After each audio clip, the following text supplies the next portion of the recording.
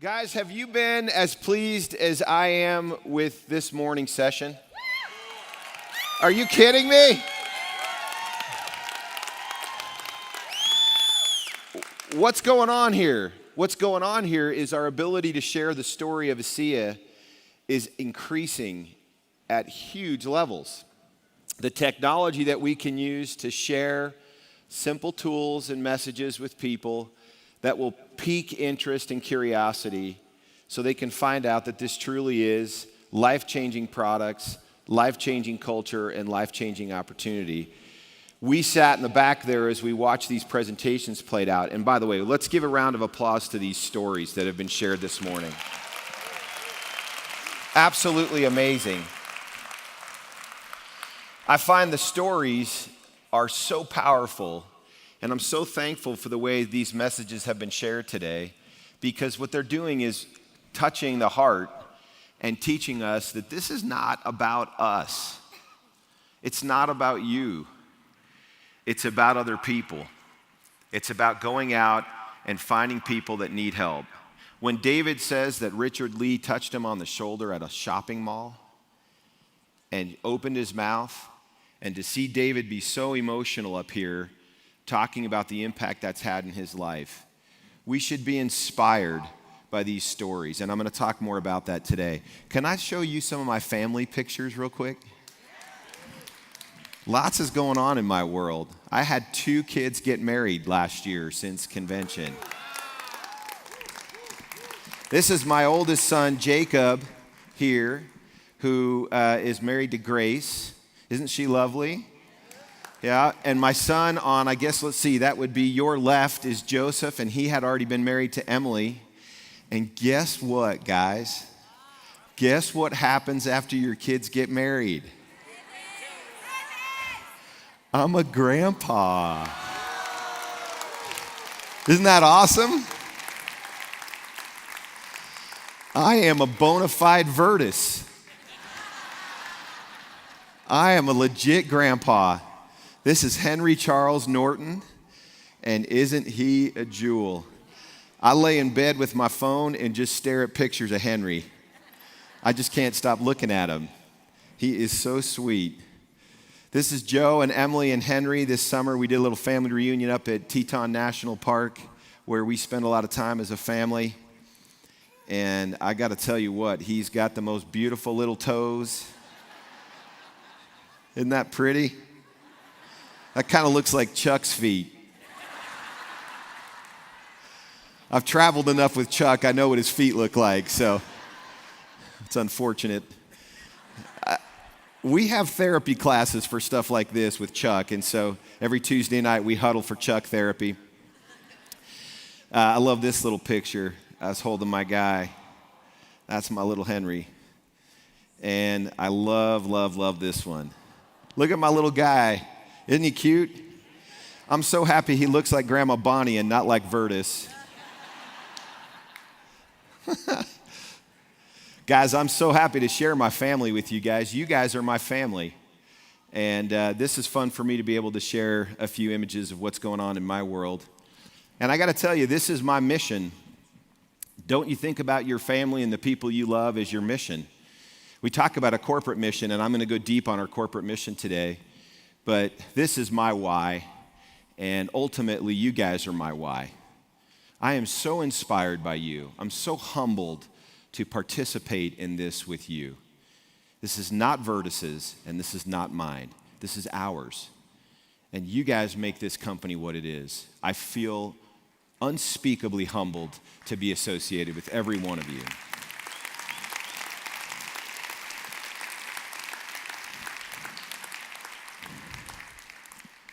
One of the most beautiful things that's happening with ASEA is we're moving around the world. And I want to thank those of you that have traveled such long distances to be here with us in Las Vegas. I particularly want to thank our friends from Asia who have most recently joined the company. Today is a very special day I learned about. Today is the Lunar Moon Festival. And for Chinese-speaking folks, this is one of 2 major holidays in their world.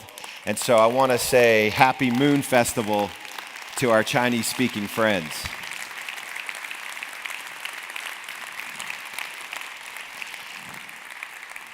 I feel so thankful to be meeting people from different countries and cultures around the world. And what I'm learning is we are not different people. We're the same. And I'm going to talk about this today. We need to be careful with how we treat each other. We need to be careful with this beautiful culture and protect it and preserve it. And the way we preserve it is by paying close attention to our mission statement, which is what I want to talk about today. I want to talk to you about the motive, the internal motive, the drive of mission, of cause. Now, as I talk about this, I want you to realize that mission represents, to quote Alan, and by the way, Alan, I have to get some credit for introducing you to the concept of a noble purpose. Right? Am I right? Alan has taken that and plagiarized me with his own name. But it's true. Your mission must be your noble purpose. It has to be your reason for being. It must be the answer to why you exist. Now, to give you some sense of what I mean by this, last year I talked about the intersection of two things, the personal with the professional. Vertus worked in craft, where the professional rarely was invited into the realms of the personal. We live in a world where we can joyfully intersect the personal with the professional. If you haven't heard and felt that today, listening to the stories on the stage and sensed, I got it, this is the mission. The mission lives at the intersection of both professional and personal. And isn't that a great place to be? Aren't we happy that we get to work? We have a noble purpose, a reason for being, and why we exist that is not just professional, it's also personal. And never forget that that intersection is what we're talking about. Years ago, I asked a gentleman in my prior industry why he did what he did. He was not unlike a Trish Schwinkler or a Denny or a top producer. And I went to him, I said, why do you keep doing what you're doing? I said, you've got every award you could possibly have. You have more money than you can probably spend in a given month, week, or day. Maybe for you, Denny, maybe. And then I said to this gentleman, I said, but you keep going. And I'm really inspired by that, but I'm also kind of curious, like, why are you doing this still? So when I posed this question to him, which was this notion of why do you keep doing what you do when you've already received the awards, you've already been recognized, he said, Tyler, let me teach you something. He said, when you start in something like this industry, and this is 1,000% true here, you have this feeling of saying, I gotta make it, I gotta survive. Like some of you are just trying to cover the cost of tuition for a son or daughter, or even cover your own monthly bills, and that's beautiful, and it should be.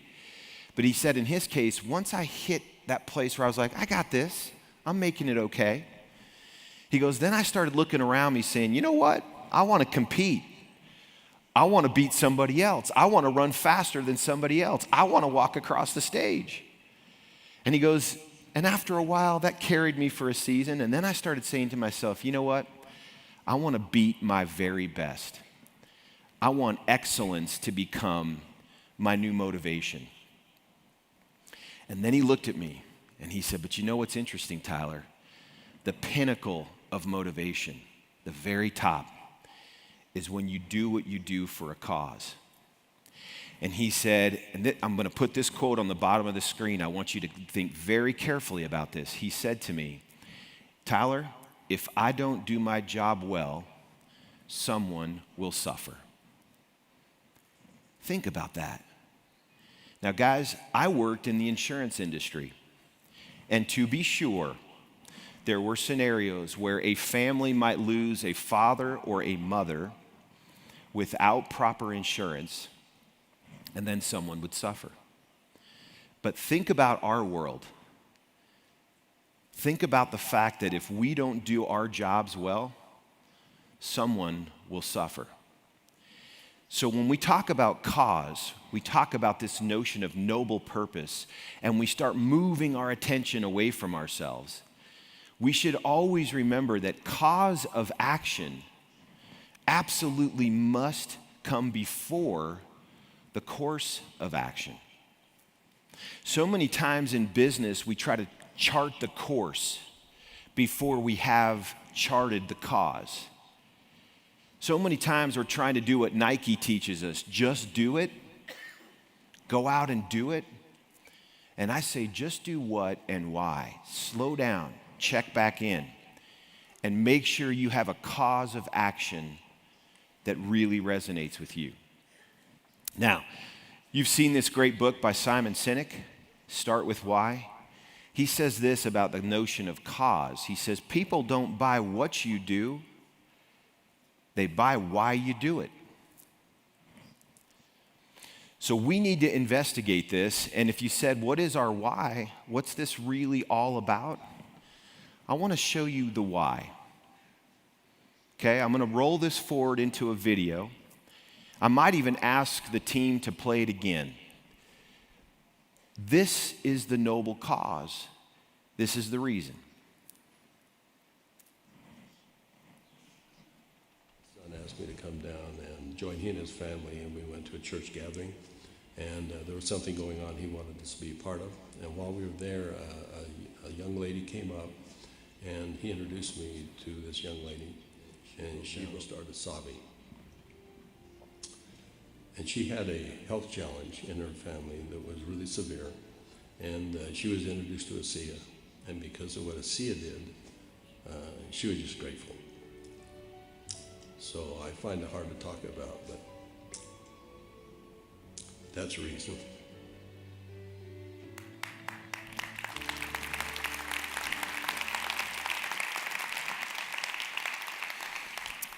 Every time I see that video, Alan one time mentioned this to me as well. He says, that may be the very best piece we've ever created.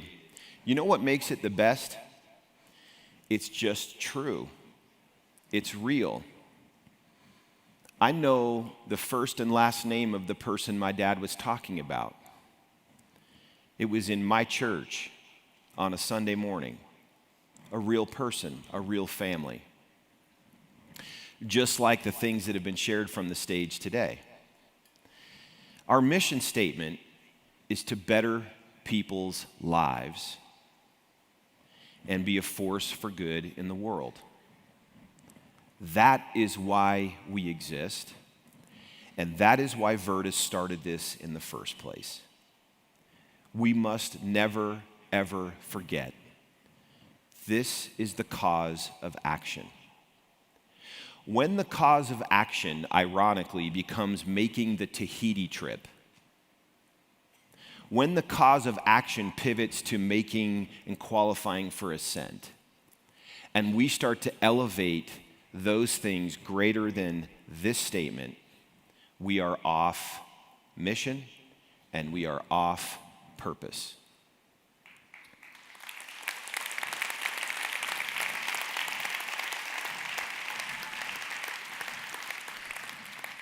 Let the mission statement remind you, your success will occur in its natural order when you make the priority bettering people's lives and being a force for good in the world. To better people's lives has some rich dimensions to it. And if you've noticed, and said to yourself, how has ASEA bettered your life? Or maybe I could add to that, how has ASEA bettered the life of someone you know and love? The stories today have been great evidence of that. And that's interesting because if you go back to the actual video of my dad, It's about people being impacted by products, culture, and by the opportunity. When David was speaking about owning a cafe and going at 6 in the morning and coming home at 11:30 at night, never seeing his kids, having to go to his mother's home to ask for some help. And you start to think, has ASEA bettered David's life? And you would look at the financial opportunity alone and you would say, there's no question. If you stop and consider, what communication device did my dad use to declare his why? Right here in the video I just showed to you. He used a story, didn't he? He told the story of coming down to my church, and he said, that's the reason. That's why we did this. Jerem talked about the stories we've been capturing. Did you not love the ASEA Redox video? Are you kidding me? Did you not get a clear sense of the impact? But can we give a round of applause to Ashley and Leland and Danielle for sharing their stories?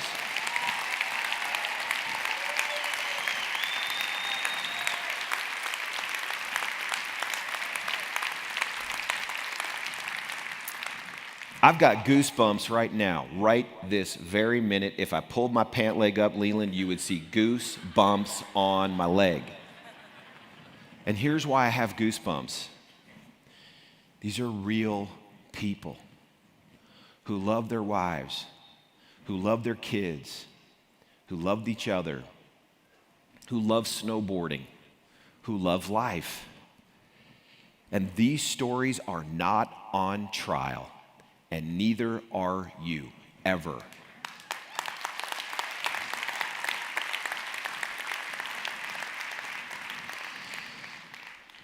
Jerem mentioned earlier today that we've invested. Guys, this is resources. If you can't see the oranges in the orchard that I was telling you about, every one of these stories are an orange on a tree.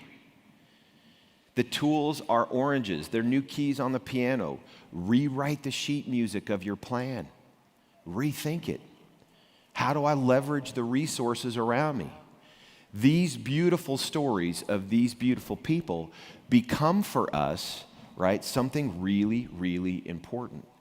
They are the proof that we are living the mission to better people's lives.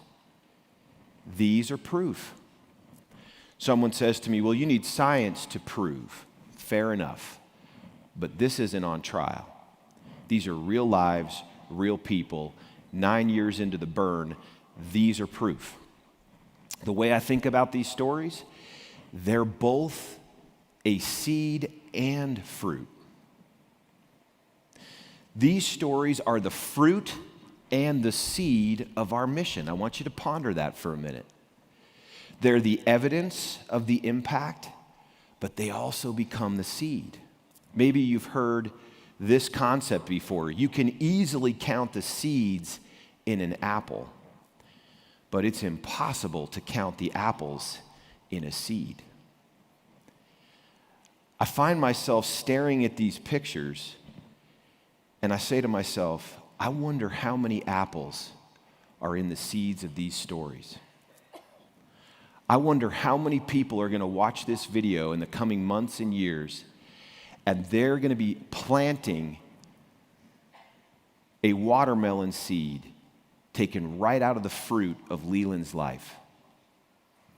The fruit is not on trial. It is sweet to the taste, and we can touch it and feel it, but we cannot count the number of apples and fruits coming out of a single seed.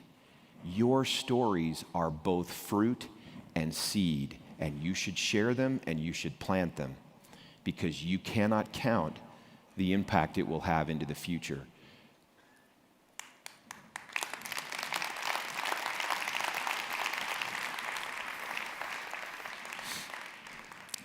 Here's a story. Coach Joey was referenced earlier, McPhillips. Joey joined the organization in January, came to Envision. He's touring the production facility and sees a guy sweeping the floor. He's trying to figure out if this is for real, right? So he says, I'm not going to listen to the guy giving me the tour. I'm going to walk over to the guy that's sweeping the floor. So he walks over to the guy sweeping the floor, and he says, hey, what's your deal? What's it like working here? And our employee in the production facility says this to him. Look, I may be the guy cleaning the floors, but those of us who work at ASEA know it's about helping the world and being part of a bigger mission. And Joey is now gold, if I'm not mistaken, Joey, and is here with us and was been referenced in other stories today, and now he's part of the mission. And I didn't make this up. This is real stuff.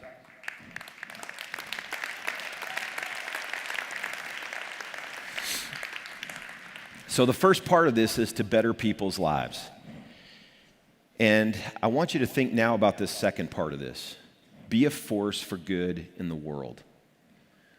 Does the world need a force for good right now? Yes. I found the most beautiful book in honor of the Dalai Lama's 80th birthday. The famed author Daniel Goleman, who wrote the book Emotional Intelligence, which was a very, very important piece of work. He's a Harvard psychologist.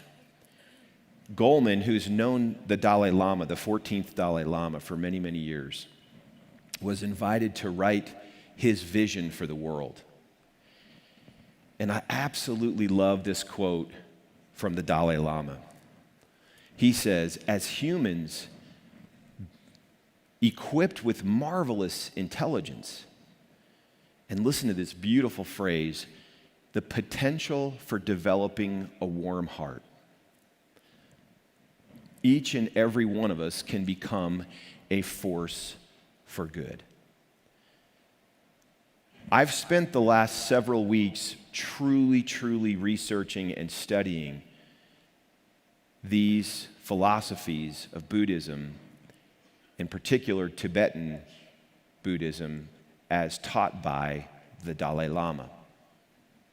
The Dalai Lama, of course, being a title given to him, which means ocean of wisdom. And what's interesting to me about these beautiful teachings is they really center on a single leadership tool. His entire vision for the world centers on all of us developing and nurturing a skill set. And this is the skill set: genuine compassion. The Dalai Lama's vision is that each of us will become so convinced that the development of compassion in our lives is just as important as being mindful of what we eat and health and well-being. Genuine compassion, defined in a great book that I'll talk about in just a minute, is a sense of concern that arises when we are confronted with another's suffering and we feel motivated to see that suffering relieved. I wasn't going to say this, and I'll apologize to her because she's in the back room, but this morning I was thinking about Lauren Cooper.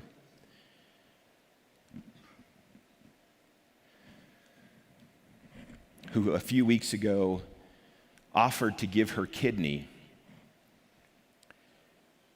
to the husband of her niece. Lauren's in the back right now, and I don't want to embarrass her. I'm not going to bring her to the stage. There's something noble about what she's done, but she's here 3 weeks later.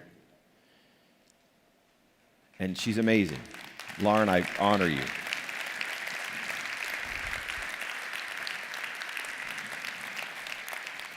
Compassion is a sense of concern that arises when we are confronted, and we are daily, with another suffering.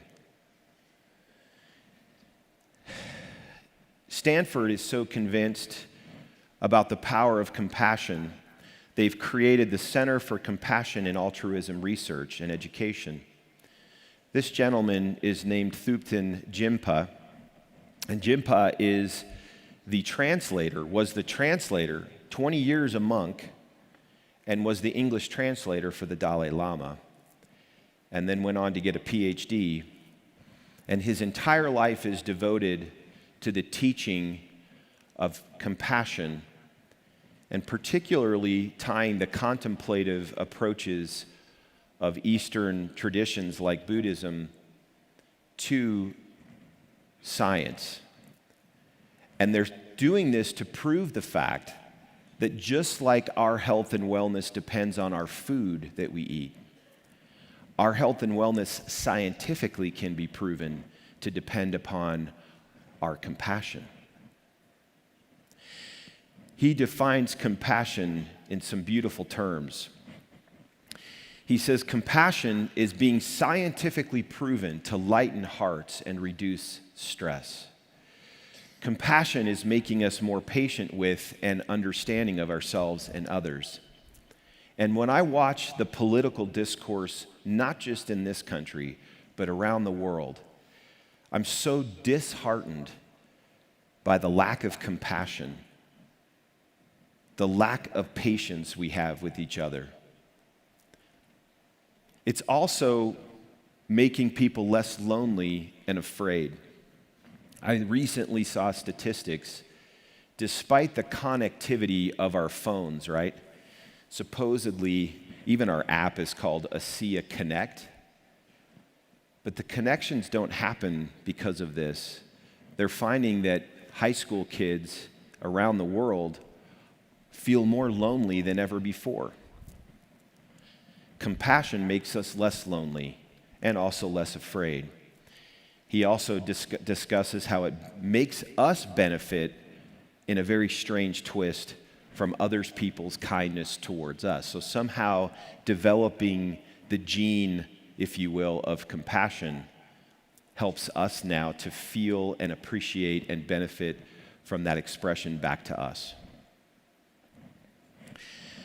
So if we talk about compassion, but we don't live it, we have a challenge. In fact, the Dalai Lama's vision for the world is not so much that we sit around feeling compassion, but that we do things.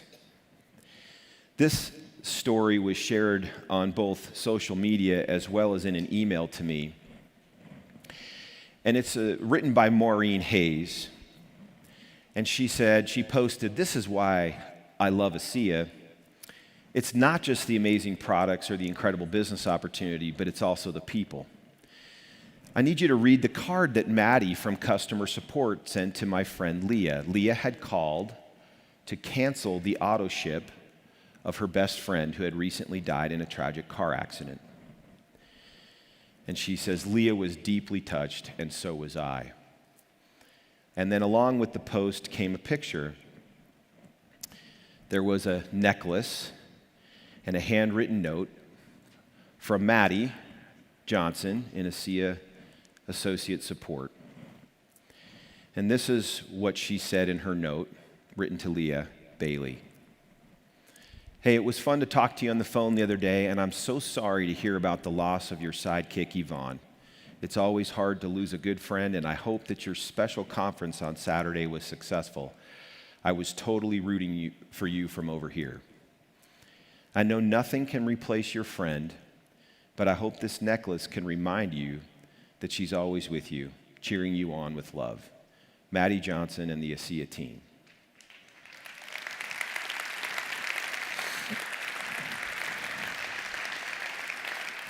I'd like to invite Maddie to the stage, if I could. She didn't know we were going to do this. I'm not sure where they are. Where's Maddie?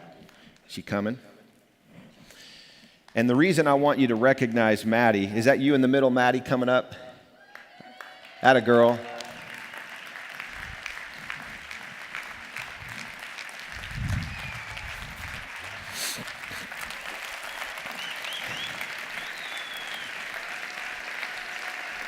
Can I give you a hug? Way to go, Maddie. Stay here with me.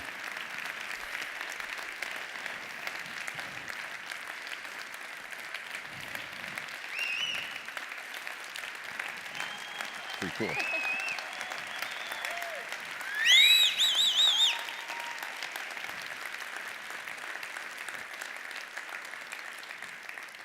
I'm pretty sure Maddie would agree with me. In a perfect world, we'd invite all of the associate support people to the stage, and here's why. Our beloved Sandy Mott has made it an absolute priority to teach and empower all of our associate support reps to live the values in action, which incidentally as an acronym is VIA. But it was VIA, Values in Action, long before we opened the products up. And they're invited to do things like Maddie did here every week. They're invited to not only do this for people in the field, like all of them, Maddie, but also for each other on the team. And you know that one of our core values is humanity, that people matter. And I just wanted to honor and recognize Maddie for being so compassionate and living the values. I know she didn't know I was going to do this to her, but thanks, Maddie, for being so incredible. Thank you. Let's do a pic. I'll walk you down here. Thanks, Maddie.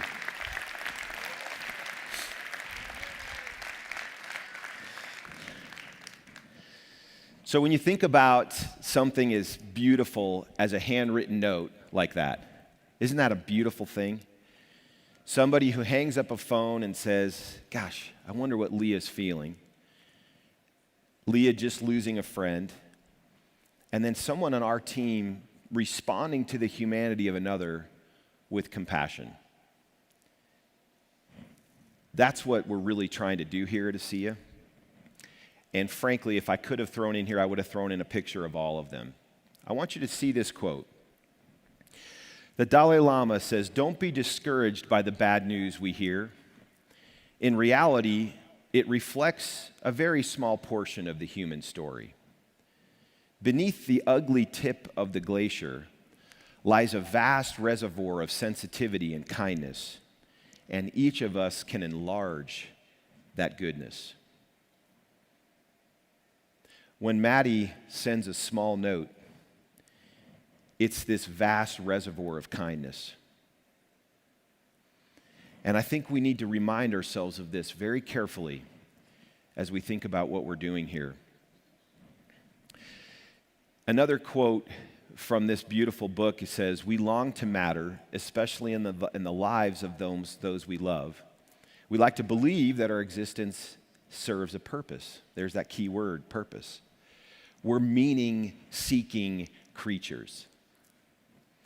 It's through connecting with other people and actually making a difference to others and bringing joy into their lives that we make our own lives matter, that we bring worth and purpose to our lives. And this is the power of compassion.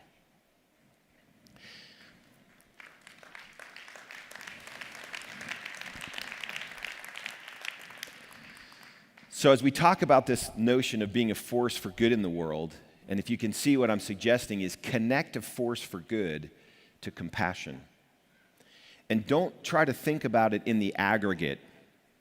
I want you to think about it in the very concrete, small things like Maddie's note. You don't need to save the world. You simply need to respond to the humanity around you. You need to listen. You need to be listening, and you need to be aware. And if you will, there's music being played, and it's the hearts of people around you. And sometimes that music is a call for help. Sometimes that music of someone else's heart is an expression of gratitude. But we need to be a force for good in the world. Now, clearly, we're being a force for good in the world with what we're doing in the Advancing Life Foundation. And the update that you received yesterday about the Ecuador School, what we're doing to just do our small part in this world.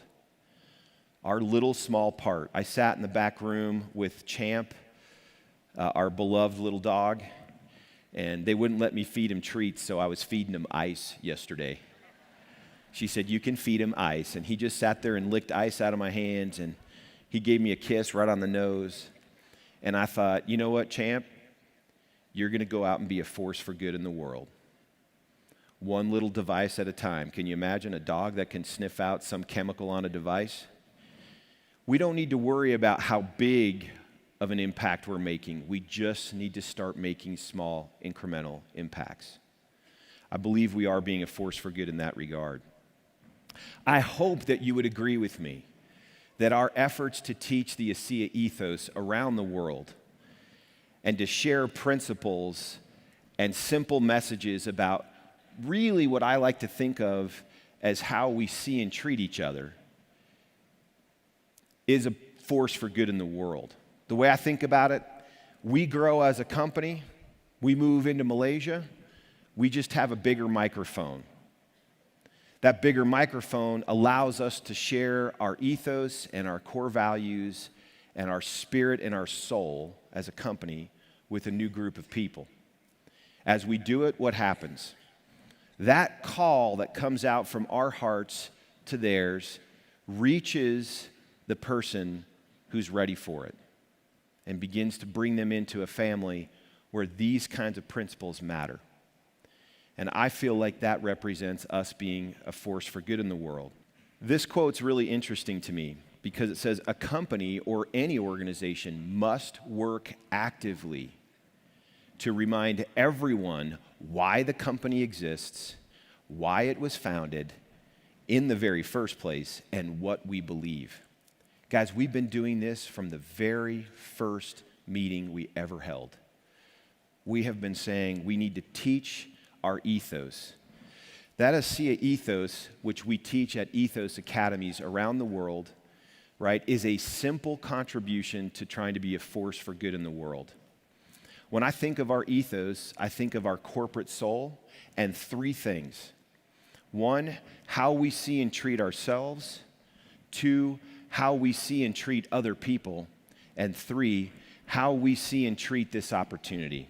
If somebody said, what do you mean when you say ASEA ethos? I would say, I watch for how you treat yourself. You're probably a little too hard on yourself. I watch to see how you treat other people. Are you quick to forgive? Are you the type of person that is reaching out to strengthen and create greater unity and teaming, even if you don't stand to gain anything economically? That's the ethos. Are you writing a handwritten note to someone you've never met before who's doing and going through a difficult grieving process? That's the ASEA ethos. It's simply our mechanism, our microphone, to try to be a force for good in the world. Now, the reason I put the third thing up here is because I want to remind you, our job is not just to be kind, which is important, to ourselves and others, but it's also to open our mouth. Richard Lee in a mall, Richard Lee calling David breakfast, lunch, and dinner is part of this. It's him saying, I'm going to go out and share this because he understands it's both seed and fruit. I got to open my mouth. And when you guys stop worrying about what anybody thinks about you and you let the compelling campaign for cause be your primary motivation, not the trip to Tahiti, it's going to be awesome, but that should not be your drive. Let the cause come out and see and treat the opportunity on the same level as how you see and treat yourself and others, and you'll be living this corporate soul. From the very beginning, we started teaching this concept of EPC. Can we turn up the house lights for just a second? This is important for me. How many of you in this room, if you'll please raise your hand and keep your hand up, have seen what this formula means and represents? Can you put your hands up? Okay, cool. Keep them up. Now take a look around the room and notice that I'm going to guess it's just under half.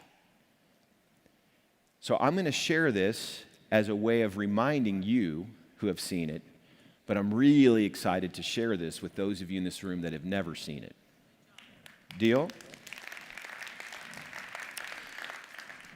Early on in my career, I started seeing a pattern.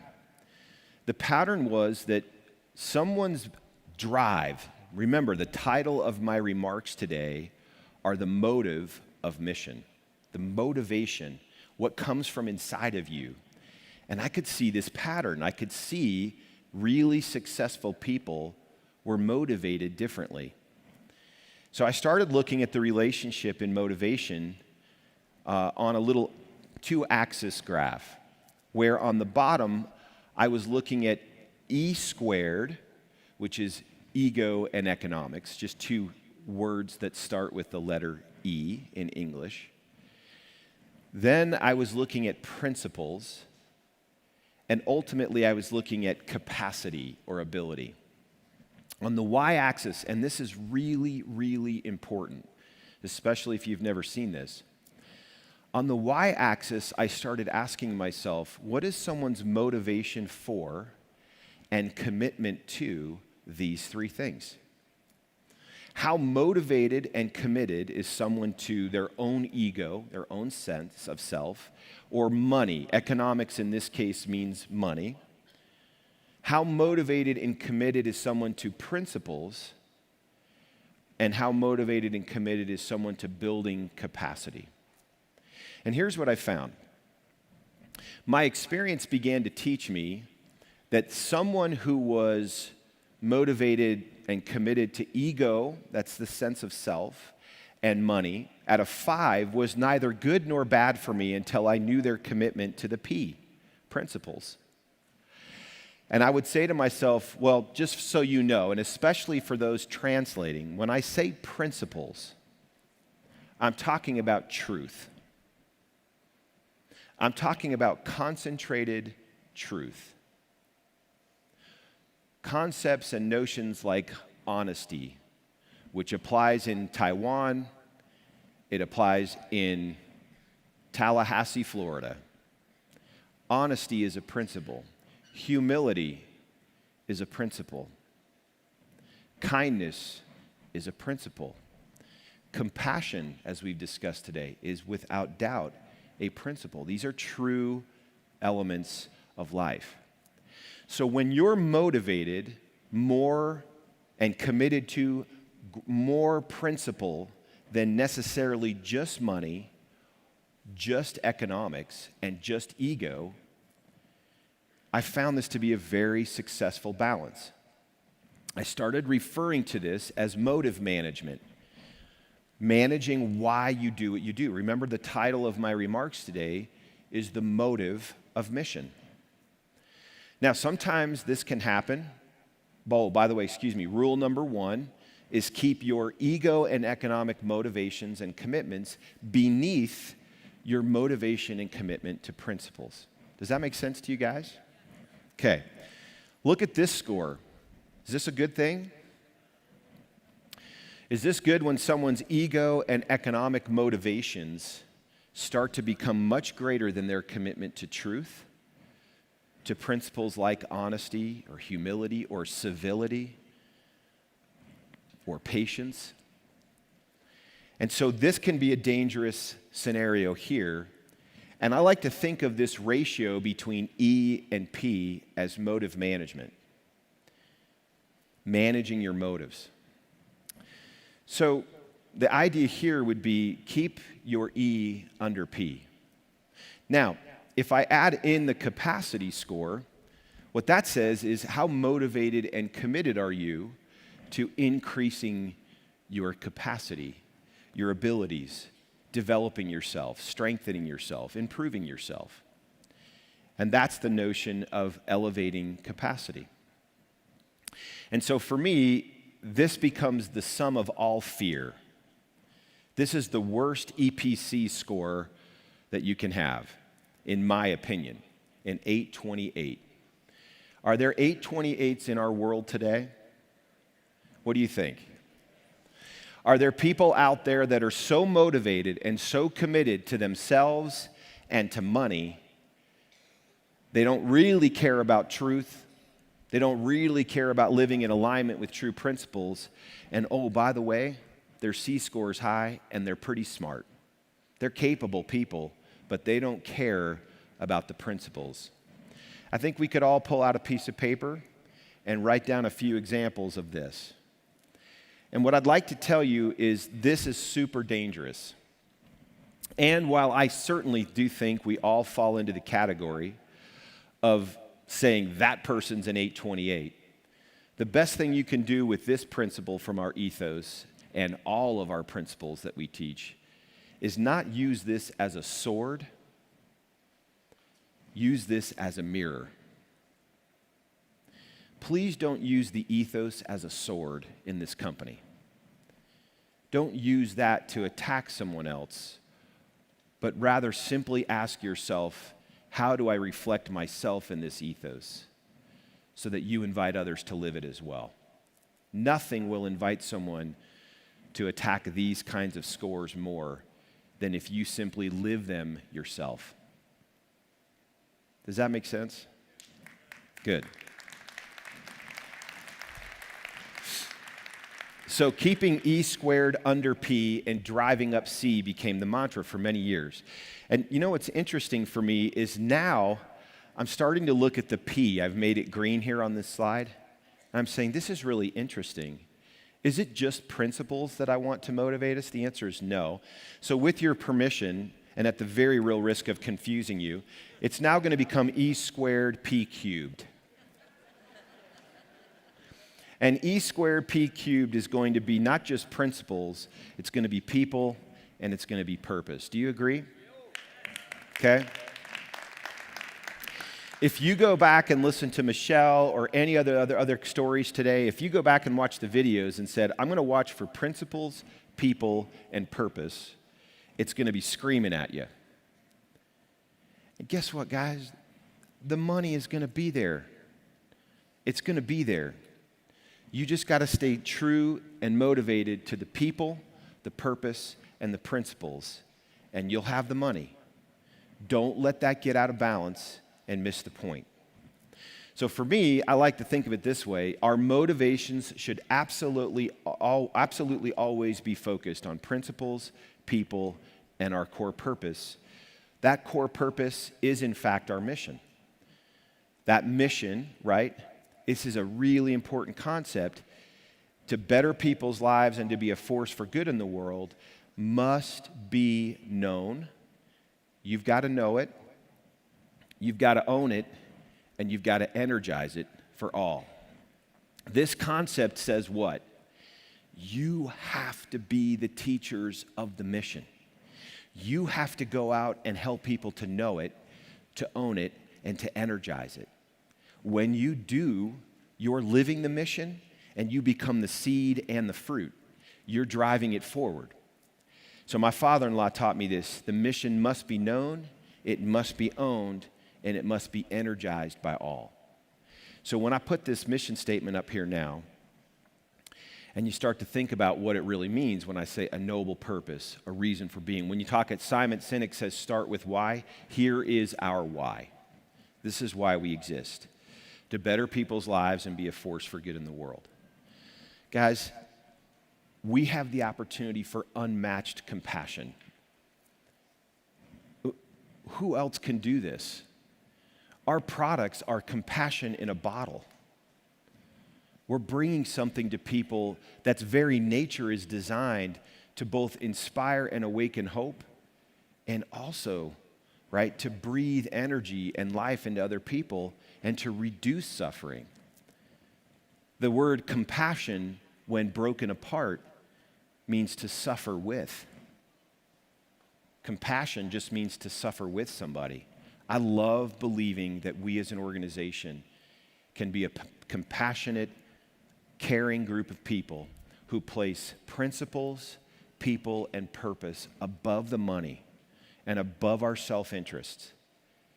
And we have to remind ourselves of that all the time when we're throwing up pictures of Croatia and getting you all excited. And you're like, I'm going to make that trip. And I say, you want to make the trip? Double down on the mission. Double down, to use a Vegas term, on the mission. And say, my game right now is how many more people do I need to better their lives, and how much more of a force for good in the world do I need to be so that I can go reconnect to the force for good in the world in Croatia. That's how you need to be thinking about it. Okay?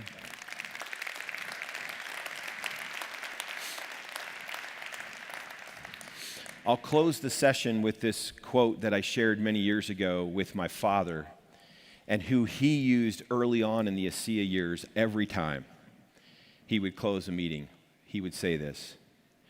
It's from Patanjali, and it says, when you're inspired by some great purpose, and may I remind you and even say, when you're inspired by some great mission or noble purpose, some extraordinary project, which ASEA definitely is, all of your thoughts break their bonds.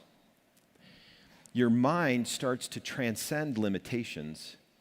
Your consciousness expands in every direction. And you find yourself in a new, great, and wonderful world. Gosh, I feel that way about ASEA. I feel like this is a new, great, and wonderful world. And it says here at the end, dormant forces,